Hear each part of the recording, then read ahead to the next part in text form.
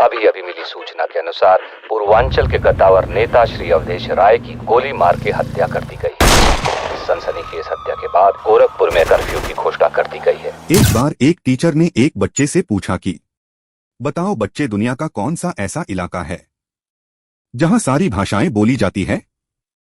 बच्चे ने जवाब दिया उत्तर प्रदेश। टीचर ने पलट के पूछा उत्तर प्रदेश कैसे?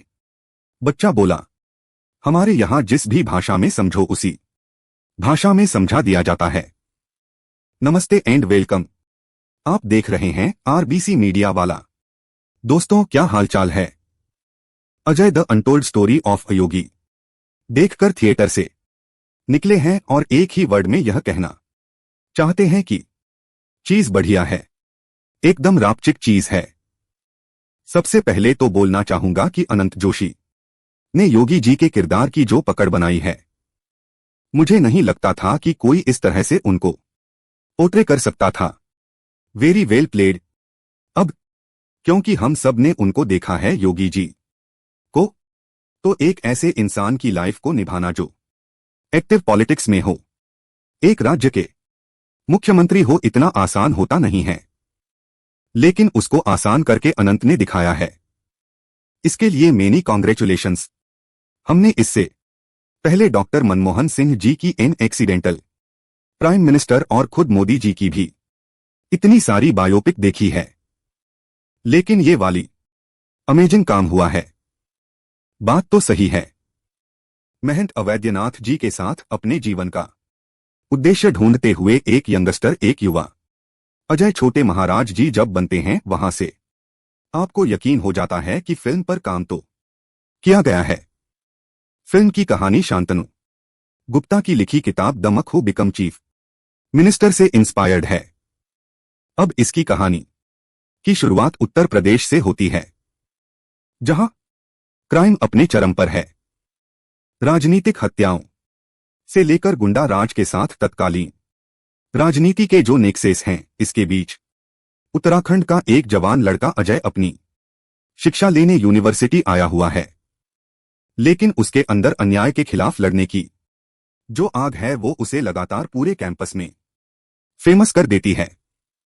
लेकिन मन में फिर भी उसके एक खालीपन होता है, क्योंकि जीवन का उद्देश्य उसे नहीं मिला है। इसी बीच गोरखपुर के मठ के मठाधीश महंत श्री अवैधनाथ जी का प्रभाव अजय पर पड़ता है।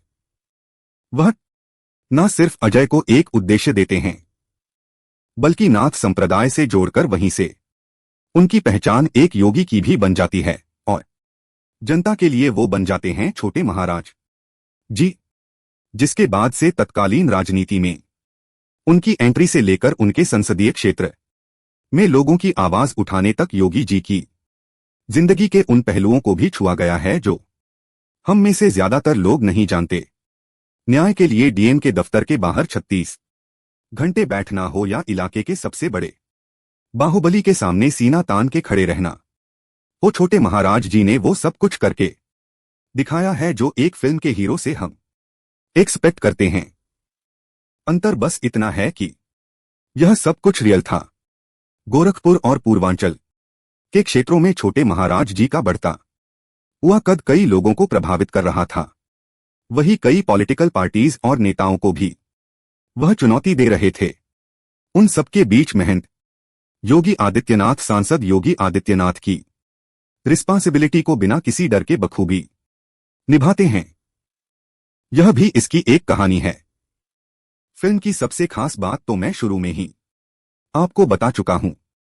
आनंद जोशी की परफॉर्मेंस, योगी जी को जो उन्होंने प्ले किया है वो शानदार है।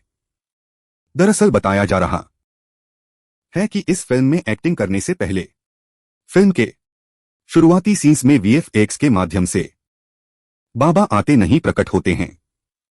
इसे लेकर हमेशा अकल का नहीं, कभी कभी बल का भी प्रयोग करना पड़ता है।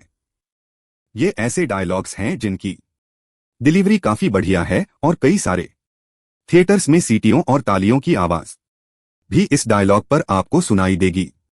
जब योगी बनने के बाद योगी जी की माताजी महंत अवैधनाथ जी से जवाब मांगती हैं, वो सीन हो या फिर उनके पिताजी का सीन, फिल्म सब कुछ बढ़िया तरीके से दिखाती है।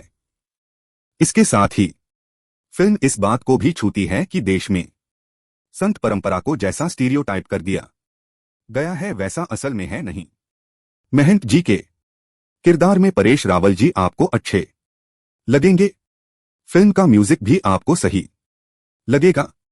एक सूत्रधार रिपोर्टर के रूप में दिनेश लाल यादव निरहुआ जी ने भी बढ़िया काम किया है। पूरी फिल्म में वो योगी जी के पहलुओं को कवर करते हुए दिखाई देते हैं। वेल निरहुआ जी के साथ हमने एक पॉडकास्ट किया है, उसे भी जरूर देखना, लिंक डिस्क्रिप्शन में दिया है। कुल मिलाकर योगी जी की पूरी जर्नी जो उनके निजी जीवन से लेकर राजनीतिक जीवन तक आती है उसमें बहुत कुछ दिखाने का प्रयास हुआ है। बस इस जर्नी को देखने के लिए आपको थिएटर तक की जर्नी करनी पड़ेगी। मेकर्स ने बड़ी मेहनत और साफ नियत से इस फिल्म को बनाया है दोस्तों, इसलिए आपका बेस्ट कंट्रीब्यूशन यह होगा कि जल्दी से जल्दी आप थिएटर पहुंचे, अपने साथ अपने दोस्तों और रिश्तेदारों को भी ले जाएं और फिल्म देखने के बाद आपका रिएक्शन मैं कमेंट बॉक्स में देखना चाहता हूं। अगर देख चुके बैठे हुए हैं अच्छे तो लगते कैसी हैं। लगी फिल्म कमेंट करके बताइए। चैनल को सब्सक्राइब करके जाइएगा। जल्दी मिलेंगे आरबीसी मीडिया वाला पर। तब तक के लिए जय श्री राम।